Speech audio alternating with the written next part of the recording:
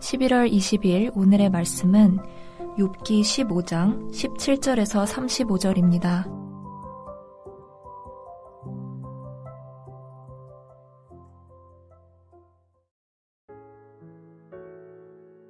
내가 내게 보이리니 내게서 들으라. 내가 본 것을 설명하리라. 이는 곧 지혜로운 자들이 전하여 준 것이니 그들의 조상에게서 숨기지 아니하였느니라. 이 땅은 그들에게만 주셨으므로 외인은 그들 중에 왕래하지 못하였느니라. 그 말에 이르기를 악인은 그의 일평생에 고통을 당하며 포악자의 횟수는 정해졌으므로 그의 귀에는 무서운 소리가 들리고 그가 평안할 때에 멸망시키는 자가 그에게 이르니니 그가 어두운 데서 나오기를 바라지 못하고 칼날이 숨어서 기다리느니라.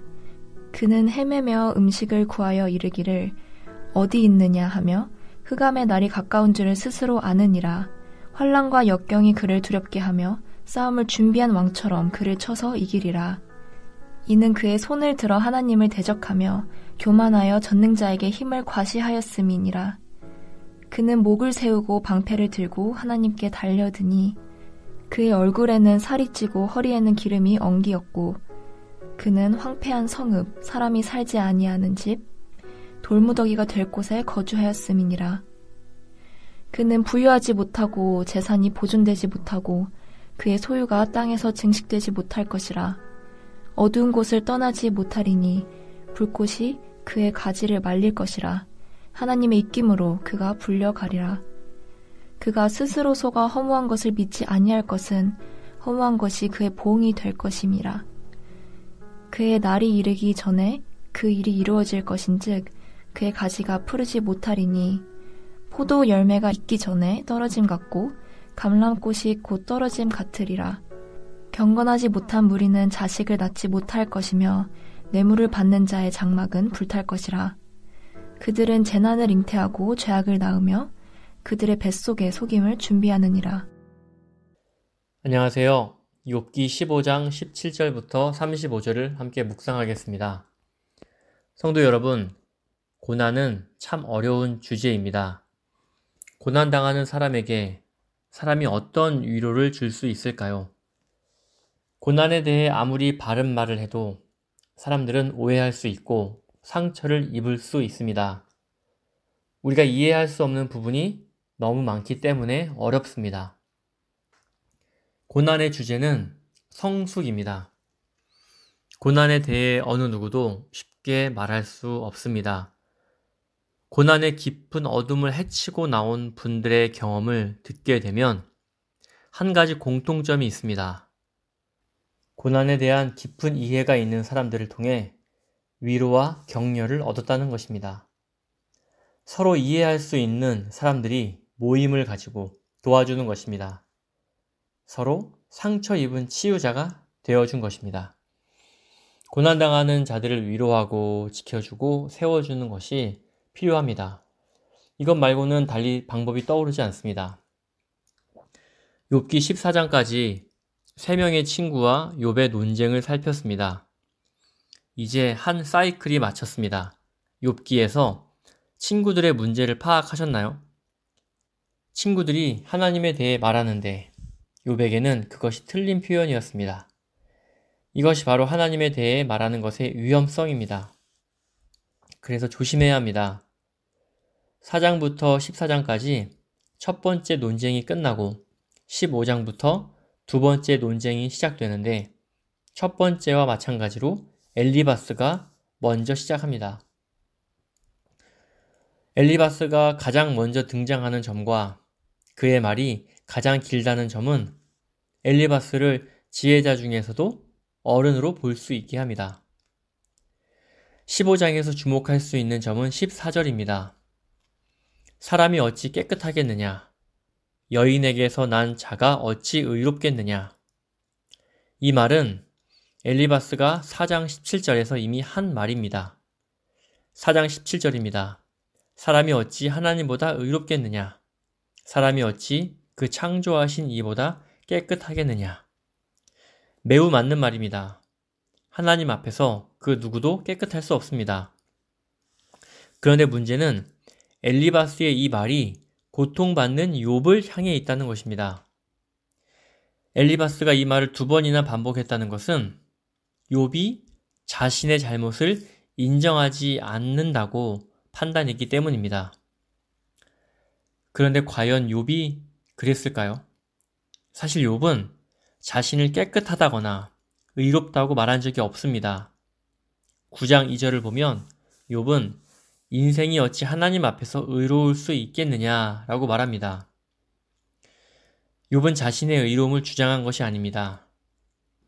그는 자신이 의롭지 않은 죄인임을 인정하지만 이렇게까지 고난받을 만큼 큰 죄를 짓지 않았음을 호소하고 있는 것입니다. 그런데 욥의 말이 엘리바스에게는 전혀 통하지 않습니다. 첫 번째 논쟁 사이클이 끝나고 2번째 논쟁이 시작되었지만 욥과 친구들의 의견은 전혀 좁혀지지 않았습니다. 더욱이 2번째 논쟁에서는 첫 번째 논쟁 때보다 조금 더 공격적인 말들이 나옵니다. 그래서 말이 짧아집니다. 오늘 묵상 본문인 17절을 보시지요. 엘리바스는 내게서 들으라 라고 말하며 자신의 말에 경청할 것을 요구합니다. 이것은 빌닷이 한 말에 대해 조용히 자신의 말을 들으라고 요구했던 욥에게 반격을 가하는 말이기도 합니다. 엘리바스는 자신의 말이 2가지 점에서 신뢰할 만하며 권위가 있음을 드러냅니다. 첫째, 그가 말하려는 내용은 자신의 직접적인 경험에 기초한 것이고, 둘째, 그것은 조상들의 지혜에 기반을 둔 것입니다. 19절이 조금 이해하기 어려운데요. 19절에서 땅의 의미가 분명하지 않습니다. 18절과 연결해서 보면 조상이 살았던 땅은 외인이 왕래하지 않았던 땅입니다. 이방인들이 들어와서 조상들의 가르침을 오염시키지 않은 것입니다. 그러므로 엘리바스 자신의 말은 전적으로 순수한 지혜가 될 수 있습니다.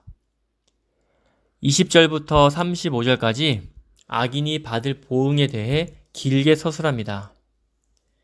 25절을 보면 악인이 보응을 받는 이유가 나옵니다. 악인이 왜 악인이겠습니까? 자신의 손을 들어 하나님을 대적하며 교만하여 전능자에게 힘을 과시하였기 때문이지요. 그러므로 악인이 심판을 받는 것은 자기 죄 때문입니다. 이것은 일반적인 상황입니다. 엘리바스는 일반적인 상황도 말하지만 구체적으로 욥의 상황을 암시하면서도 말합니다.